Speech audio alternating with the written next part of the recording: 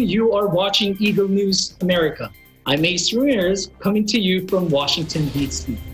It's November 18, 2020. Tonight we have updates from our correspondents across the U.S., Mayanne Manzano-Garzon in Sicklerville, New Jersey.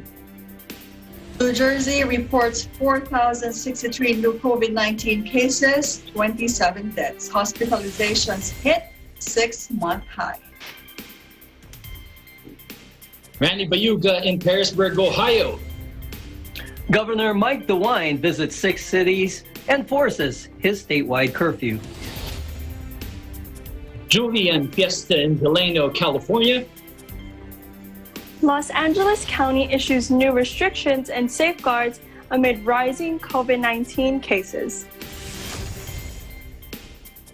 And Eliza Gonzalez Manglikmot in Gaithersburg, Maryland. Let's go on an adventure at a friendly neighborhood trail. Plus, ABC friend Jennifer Valerio invites us to her kitchen in Killeen, Texas for a 5-ingredient Simple Spicy Ahi Poke recipe. In a virtual roundtable discussion about National Family Caregivers Month. Tonight, we will give a shout out to all informal and unpaid family caregivers. Our coverage begins now. First, an overview of today's COVID-19 numbers. According to the Coronavirus Resource Center of Johns Hopkins University and Medicine, as of 6 p.m. Eastern Time, Wednesday, November 18, the number of cases of COVID-19 reported worldwide is now more than 56,075,000. Top 3 on the list of countries with recorded cases: U.S. still number 1 with 11.4 million, India 8.9 million, Brazil 5.9 million. To date, more than 1,346,000 have succumbed to this virus. The U.S. leads the countries with the most number of COVID-19 related deaths with more than 249,000. Brazil is next with more than 166,000, and India has more than 130,000. Local residents weighed down flooded streets in La Lima municipality, Northern Honduras. Homes and businesses are left entirely or partially submerged in the flooding caused by the overflow of the Camilican River after the passage of Hurricane Iota. Authorities said the death toll from Storm Iota rose to 25 on Wednesday after leaving a trail of landslides, floods, and smashed infrastructure across Central America, revisiting areas devastated by Hurricane Eta just 2 weeks ago. Iota made landfall in Nicaragua as a catastrophic Category 5 hurricane Monday, but its remnants will continue to be deadly through Thursday, even as 2020's biggest Atlantic storm subsided over El Salvador. The U.S. National Hurricane Center warned of life-threatening flash flooding across portions of Central America due to heavy rainfall from Iota's tail. The NHC said flooding and mudslides across portions of Honduras, Nicaragua, and Guatemala could be exacerbated by saturated soils in place, resulting in significant to potentially catastrophic impact. Nicaragua has so far suffered the highest death toll from Iota. The giant hurricane slammed the country on Monday at its most powerful, leaving 16 dead, including 2 children who were trying to cross a river in the south. After blowing through Honduras, where it weakened from a hurricane to a tropical storm with sustained winds of 50 miles per hour, it swept into El Salvador on Tuesday. Meanwhile, Assistant Director of the Pan American Health Organization, or PAHO, Jarbas Barbosa, says the United States will continue to witness a steady rise in coronavirus cases. Barbosa adds that vaccines are both a smart and necessary investment. Let's take a look. Is continuing to see an acceleration of cases, reporting more than 1 million new infections in the last week alone. These surges have also led to a record number of hospitalizations, which is particularly concerning since we know that when our health facilities are overwhelmed, it limits our ability to treat those who are severely ill. Today, North America remains a significant driver of new infections. And while these figures are high, vaccines are both a smart and necessary investment. And the COVID response in Central America is also being threatened by the tail end of hurricane season, with Hurricane Iota now forecasted to strike the region just a week after Hurricane Eta led to flooding, storm surges, and damaging winds in several countries. New York announced Wednesday it would close schools to battle a rise in coronavirus infections as the death rate in Europe surged and protests against restrictions turned violent. The toughened measures in America's most populous city came despite pharma giant Pfizer boosting hopes of a possible end to the pandemic by announcing improved results for its vaccine. Mayor Bill de Blasio said New York's 1,800 public schools would revert to remote learning from Thursday after the city recorded a 7-day average positivity rate of 3%. Let's take a look. We had bad news. We spent some time confirming it and double checking it because it is exactly on the number of 3.00%. But unfortunately, as of today, on our 7-day rolling average for coronavirus positivity, New York City has hit exactly 3.0%. And as a result, we do need to close our schools for the coming days. No one is happy about this decision. We all, in fact, are feeling very sad about this decision because so much good work has been put into keeping the schools open, opening them up to begin with. Let's start there. Opening the schools when almost no other major school system in America opened, making them so safe. And I want to emphasize to parents, to educators, to staff, to kids that we intend to come back and come back as quickly as possible. We're going to have to focus even more on testing. And I want to emphasize, testing is going to be crucial to the successful reopening of our schools. U.S. states and cities are imposing a raft of new restrictions, including home confinement, the closure of indoor dining, and a limit on gatherings as cases soar across the country. During a virtual meeting with frontline workers, President-elect Joe Biden says U.S. President Donald Trump's refusal to allow for an orderly transition of power threatens to delay the distribution of COVID-19 vaccines by weeks or months when the next administration begins. You got me. The General Services Administration has a person who recognizes who the winner is, and then they have to have access to all the data and information that the government possesses to be prepared. And it doesn't require there to be an absolute winner. It says the apparent winner, the apparent winner. And we've been unable to get access to the kinds of things we need to know about. There's a whole lot of things that are we just don't have available to us, which unless it's made available soon, we're going to be behind by weeks or months being able to put together the whole initiative relating to the biggest promise we have with two drug companies coming along and finding 95% effectiveness, efficiency in the vaccine. And I'm hoping that the reason why my friends on the other side have not stepped up to do something is because of their fear of retribution from the president. And hopefully when he's gone, they'll be more willing to do what they know should be done, has to be done. You know, if we don't figure out how to get these kids back to school, we're going to find that the entire generation is going to lose a year and a half in terms of their learning ability. They're going to be behind the curve. When we come back, updates from our Eagle News correspondents in Sicklerville, New Jersey, and Parisburg, Ohio. This is Eagle News America. Stay with us.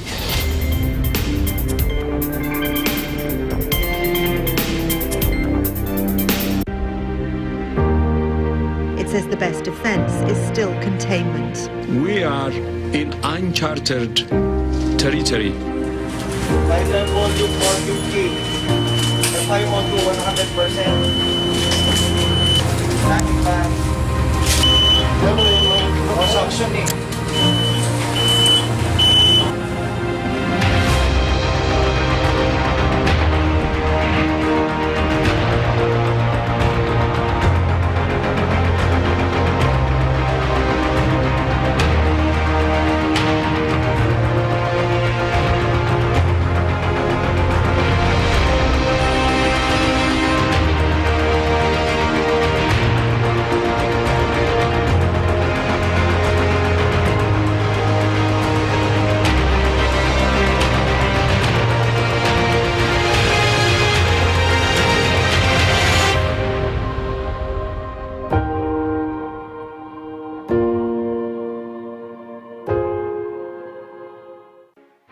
Sila ang mga kinikilalang bayaning may mahalagang papel para makamit ang kalayaan at pagbabago sa Pilipinas.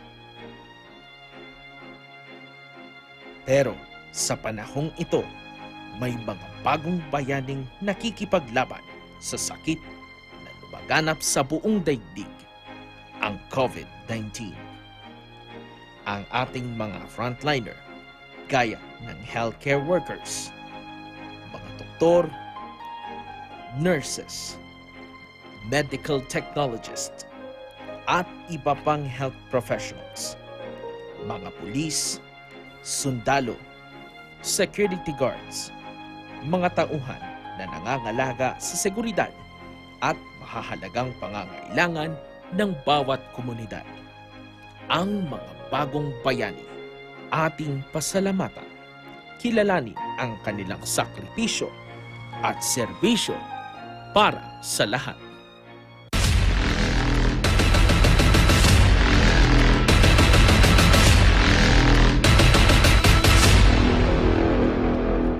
Sa taas ng energy, nawarak yung damit niya eh, no? Para ako nasa Disneyland at pinanunood ko yung mga dancers na nasa theater, ganun ang dating. Grabe kayo, guys. Ang solid nyo. Pack power. Abangan ang kanilang performance.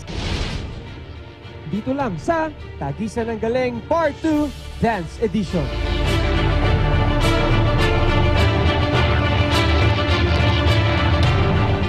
Innovation, digital disruption, globalization. Startups, micro, small, and medium enterprises, as well as large corporations, all face interesting challenges in the market today. Peek into the world of exciting opportunities and partnerships to drive growth with the latest business news and information. We are open for business. Join the conversations to create a more vibrant environment for entrepreneurship. Catch Open for Business every Saturday from 5 to 6 p.m. Open for Business, from vision to action.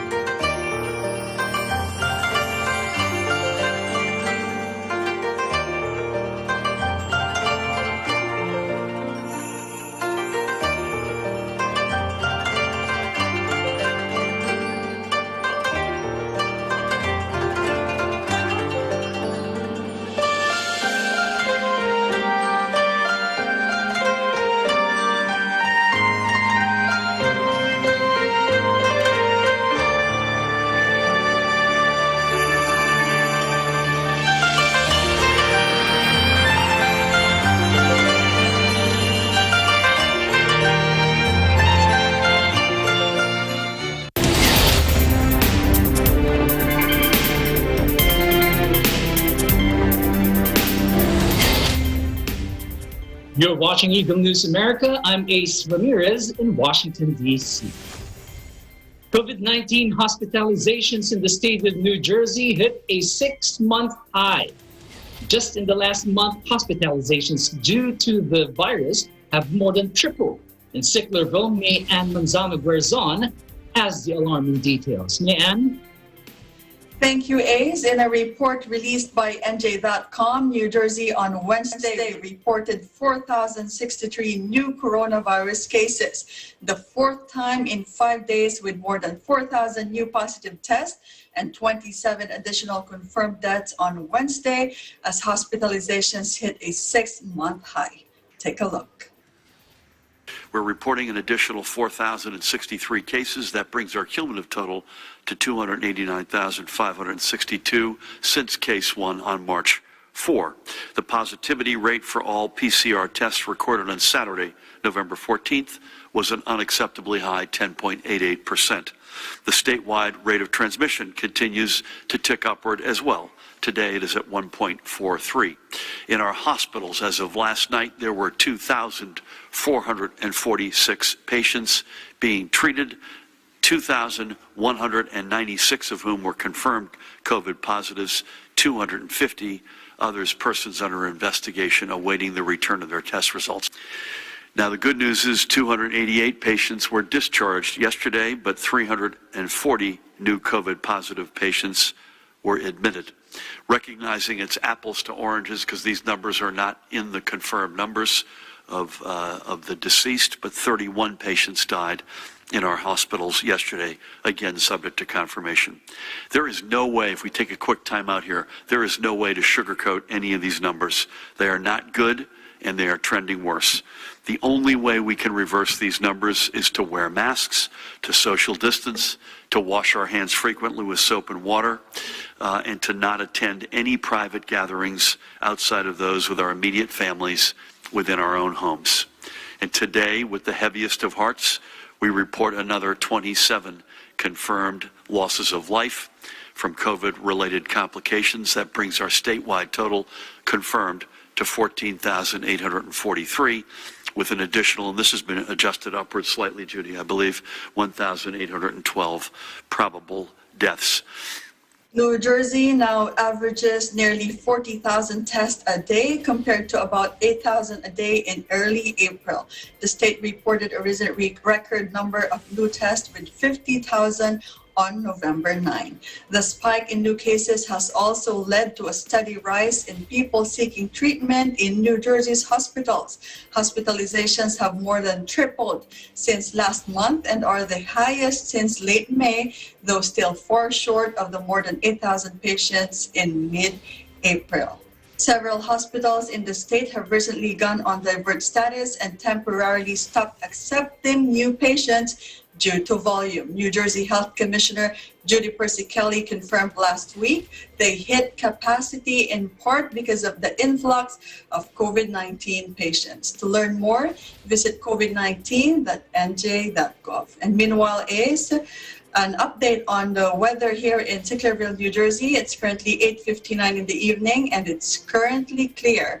However, it is freezing cold outside at 27 degrees Fahrenheit or -3 degrees Celsius. The high today was forecast as 39 degrees Fahrenheit or 4 degrees Celsius. In Sicklerville, New Jersey, May and Manzano Guerzon, Eagle News, we live in interesting times. Back to you, Ace. Man, I'm not a fan of the cold weather as well. I feel you.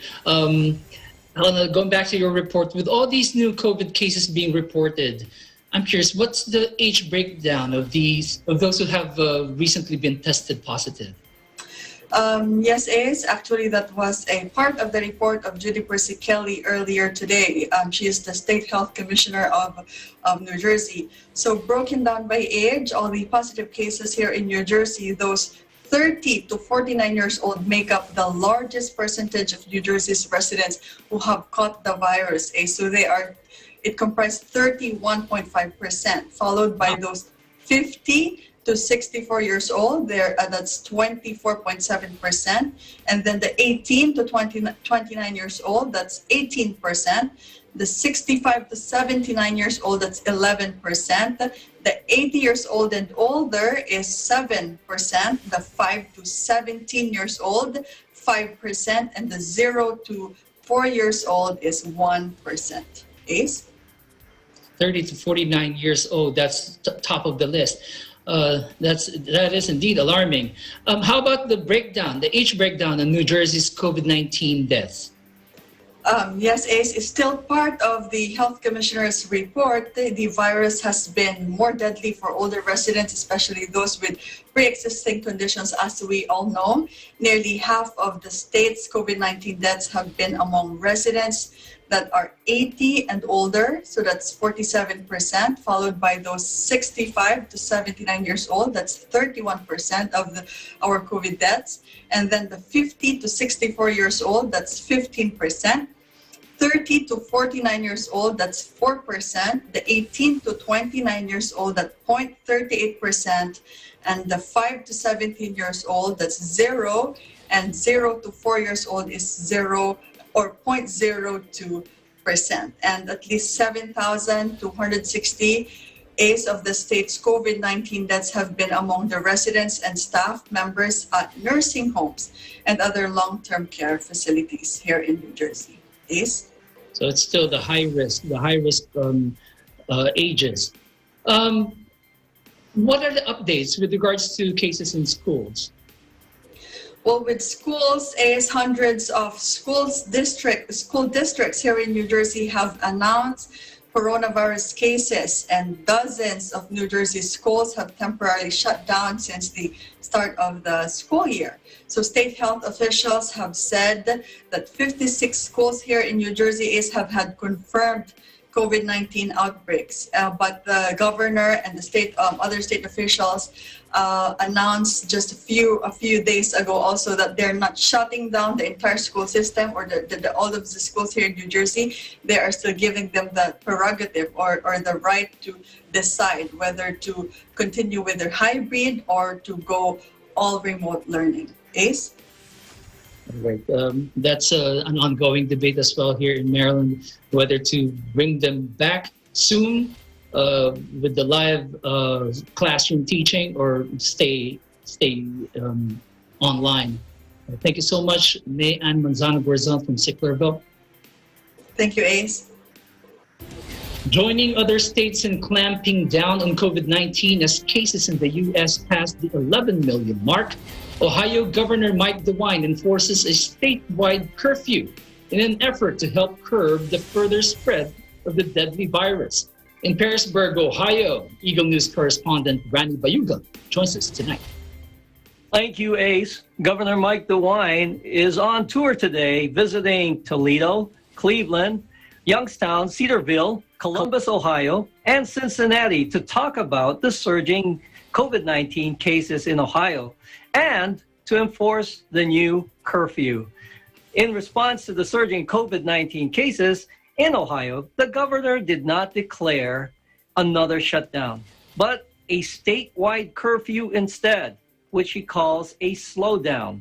The curfew starts on Thursday, November 19, 2020, and will last for 21 days. And the curfew will be from 10 p.m. at night to 5 a.m. in the morning. He coordinated